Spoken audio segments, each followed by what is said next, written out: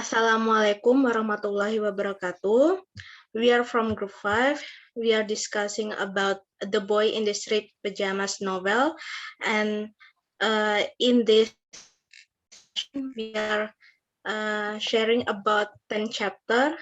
And the first to the third chapter.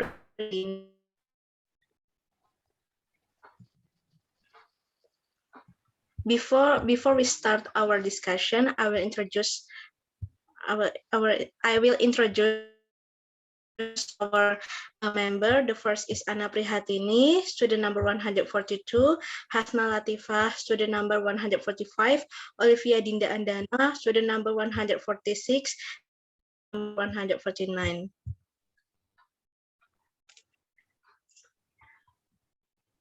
Anna, you can start the meeting.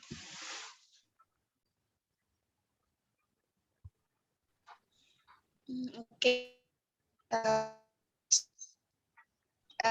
Chapter 1 contains about Bruno's rejection of the decision to move house. He is just don't understand much about life. He want to ask why they had to move house and what his father's job and etc. And then chapter 2, Bruno's also dislike his new house and it is different from his old house. He described about his old house. There are in the city, there were neighbors, there were people on the street and many shops in there, while in his new house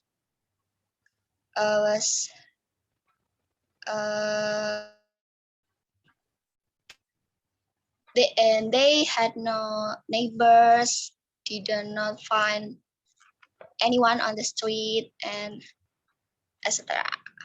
So Bruno still didn't want to. He asked a child and asked many questions. And then chapter 3 is about Bruno's and Gretel. They are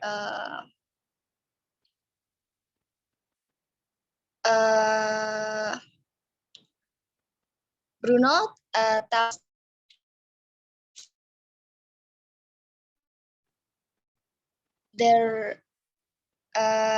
mereka tuh kayak sering berbeda pendapat gitu.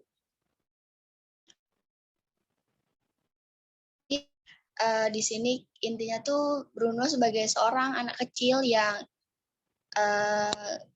belum mengerti banyak tentang kehidupan, tentang keluarganya, tentang apa yang terjadi saat itu di lingkungannya, memiliki banyak pertanyaan, banyak hal yang ingin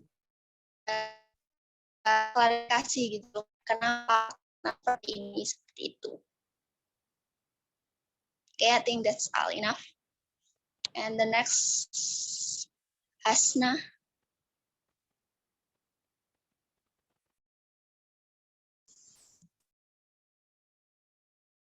Can you hear me?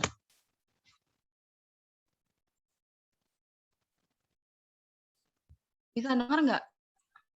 Bisa kok.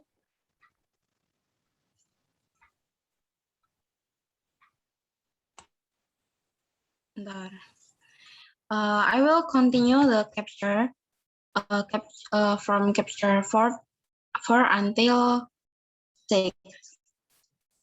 Jadi dari capture 4 yang udah aku baca itu intinya di situ dijelasin kalau Bruno di Gretel itu mereka sedang melihat keluar rumah. Di situ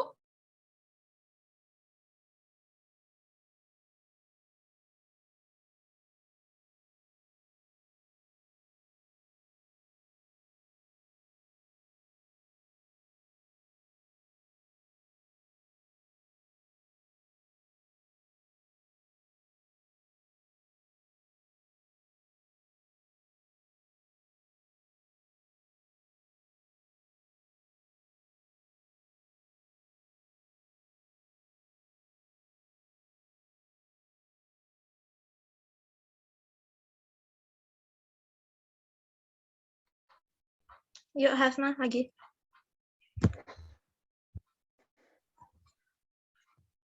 Jadi yang tadi sudah saya jelaskan itu di chapter 4, di situ Gretel sama Bruno ngelihat di luar rumah dari corner dari rumah, dari ruang kamarnya itu, dia ngelihat ada tentara yang sedang mengawasi anak.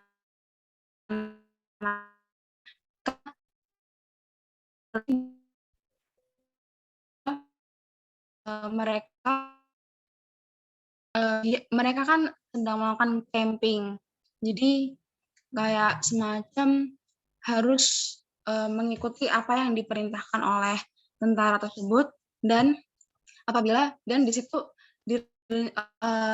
dijelaskan bahwa tentara tersebut seperti mengancam anak camping di situ kan.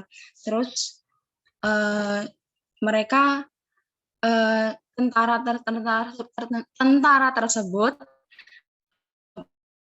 seperti merencanakan bahwa tentaranya tuh udah disuruh untuk musnahin anak-anak di camping tersebut. Di chapter 4 dijelaskan seperti itu. Lalu di chapter 5, Bruno, Gretel, dan seluruh keluarganya pindah ke Auschwitz. Dari Berlin ke Auschwitz itu, di situ dia bersama Maria yaitu seperti pembantu di keluarganya. Lalu di situ dijelaskan ada di salah satu part, yaitu Bruno came to kantor ayahnya yang berada di rumah itu. Dia mengatakan kepada ayah kenapa why they move to Auschwitz dan pergi ninggalin Berlin gitu kan. Terus di situ si Bruno-nya ini bilang kalau apa dia ada masalah dengan Fury.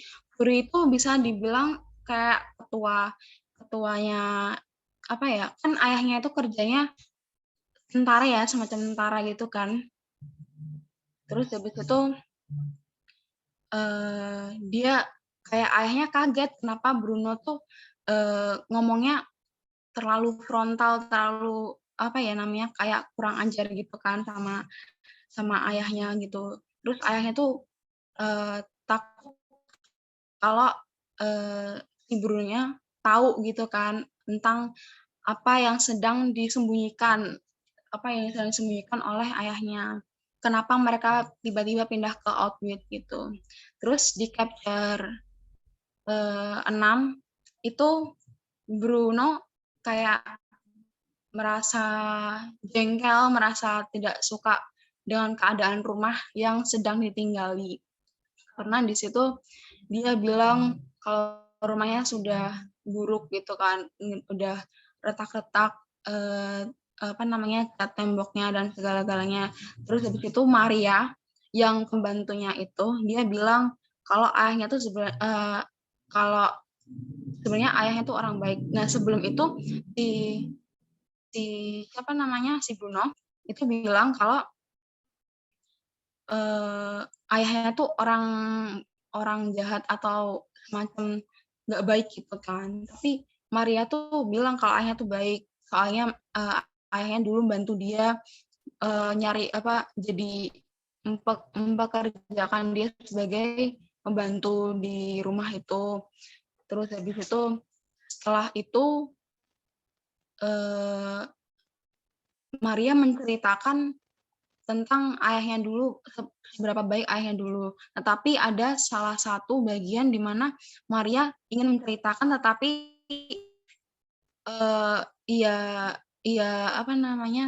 ia tunda karena tiba-tiba Gretel datang ke kamar Bruno dan seperti mengintimidasi Maria dan Bruno apa yang sedang mereka bicarakan. Setelah itu Bruno bertanya kepada Maria pas Gretelnya udah pergi, tentang apa gitu. Terus kayak belum apa namanya, masih apa namanya,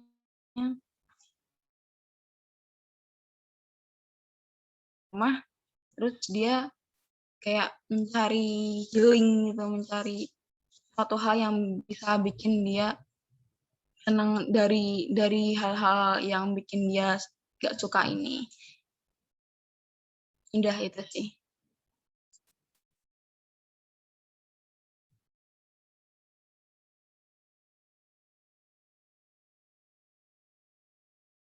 Bisa dilanjut?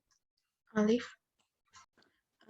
Okay, kebetulan I got chapter 7 and chapter 8, and in this chapter chapter 7 itu kan Bruno was so bored with his new house kan, jadi kayak Bruno tuh bosen kan sama rumahnya dia yang baru, yang waktu pas di rumah lama kan dia punya teman tuh banyak, sedangkan yang di rumah baru kan benar-benar he was isolated gitu loh, jadi benar-benar nggak ada orang di sekitarnya. Nah, itu tuh terus Bruno kayak cari akal dia cari a rope and unused tire atau tali sama itu loh, ban bulet, kayak ban kendaraan kayak gitu kan. Nah, terus Bruno inisiatif tuh mau buat swing, jadi mau buat ayunan gitulah buat menghilangkan kebosanannya dia. Terus habis itu dia tuh nanya ke Letnan Kotler. Letnan Kotler itu dia kayak bawahannya bapaknya gitu, bawahannya ayahnya Bruno atau si Ralph itu.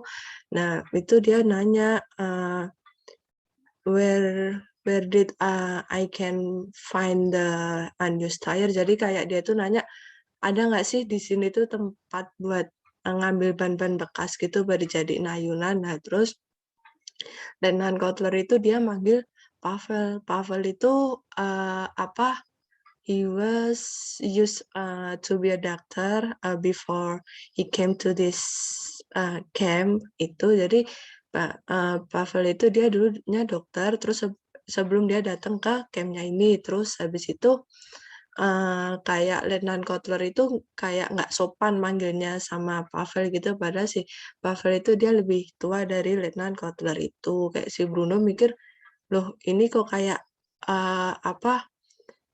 he was impolite gitulah, pokoknya dia kayak kok nggak sopan banget gitu. Terus akhirnya ditunjukin sama si Pavel. Nah, terus akhirnya sama si Pavel itu dibikinin kayak ayunan, terus setelahnya itu Bruno jatuh dari situ. Nah, jatuh dari situ ditolongin sama si Pavel. Nah, karena Bruno itu he was kayak dia tuh anak yang kritis gitu kan. Nah, dia tuh nanya ke Pavel, kok dia bisa tahu cara ngobatin dan lain sebagainya. Padahal dia itu di rumah itu cuma as servant atau kayak pembantu gitu kan. Terus ya si Pavel bilang dia dulu tuh dulunya dokter, terus sebelum dia datang ke tempat ini. Terus ya si Bruno tuh pengen nanya hal lebih lanjut lagi, tapi keburu his mother came to the new house itu. Jadi ibunya pergi, nah terus Bruno bikin ayunan itu. Terus setelahnya di part 8 itu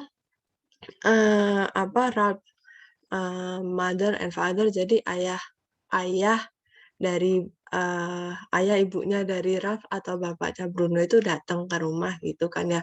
Biasalah ngundang orang tua for dinner, kayak ya udah buat makan malam gitu kan. Terus habis itu ayahnya si Ralph atau kakeknya Bruno's grandfather itu kayak praise his child atau memuji si Ralph itu kayak ya dia tuh really good in a military suit gitu loh. Jadi kayak dia tuh cocok banget di seragam militernya yang dipakai dia sekarang gitu loh. Tapi kayak Ralph mother atau Bruno's grandmother itu didn't agree, jadi kayak nggak setuju because Jadi Rab bisa pakai uniformnya itu, military uniformnya itu karena he was sacrificing the innocent blood. Jadi kayak Rab itu dia harus mengorbankan beberapa kayak darah-darah yang nggak berdosa. Jadi kan buat menyelamatkan negaranya dia harus ya kebunuh orang-orang yang nggak berdosa. Nah makanya kayak dari situ tuh ada kayak camp yang buat for. Jadi ya camp buat the Jew people itu sih. Jadi ya intinya part 7 sama part 8 atau chapter 7 and 8 told about Bruno's new journey in the new house. Gitu sih.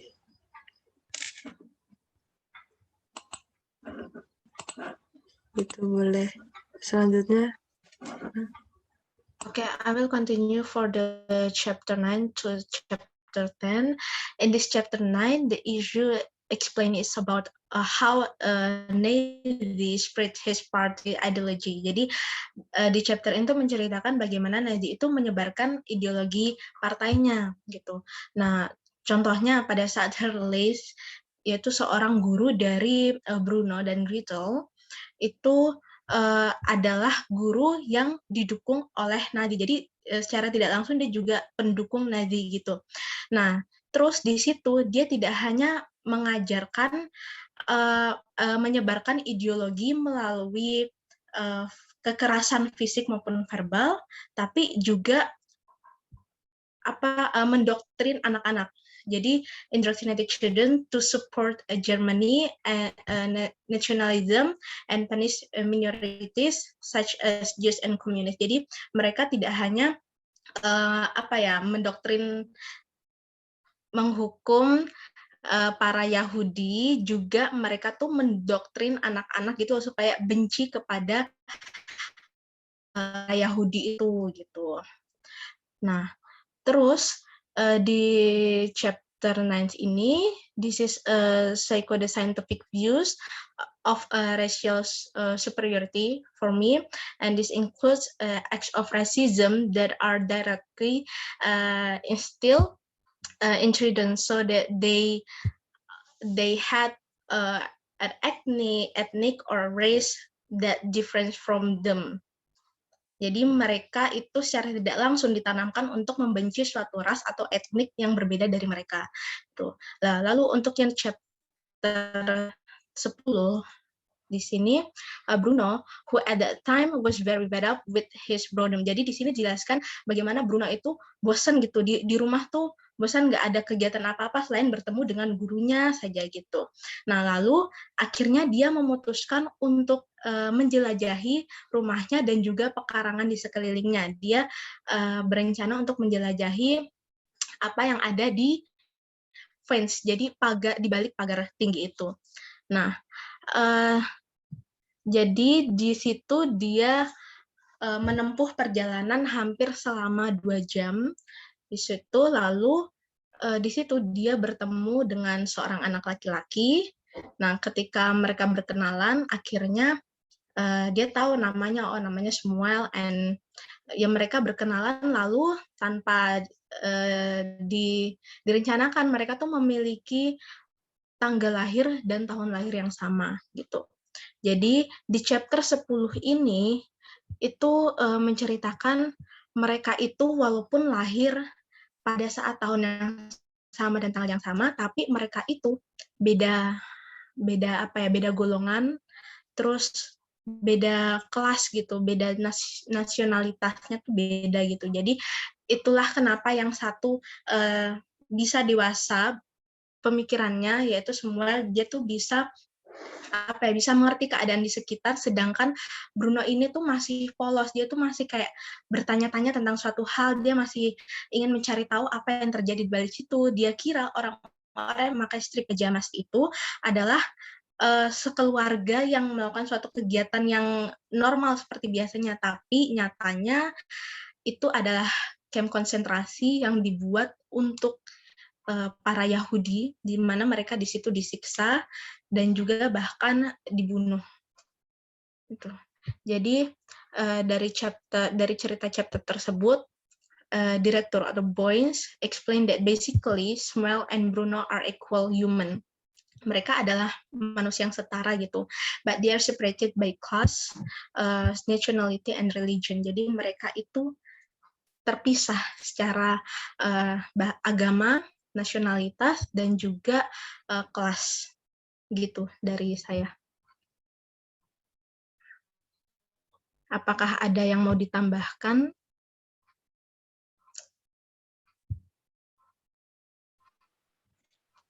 Belum sih dari aku. Udah ya. Enggak sih kayaknya, tapi ya.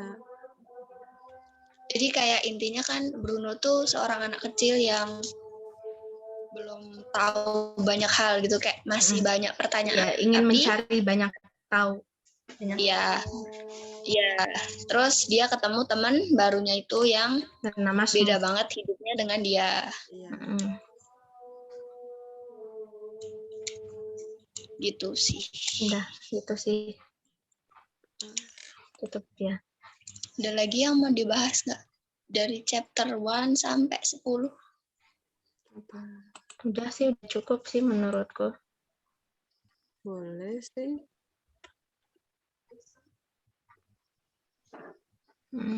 Kalau udah ditutup sekalian.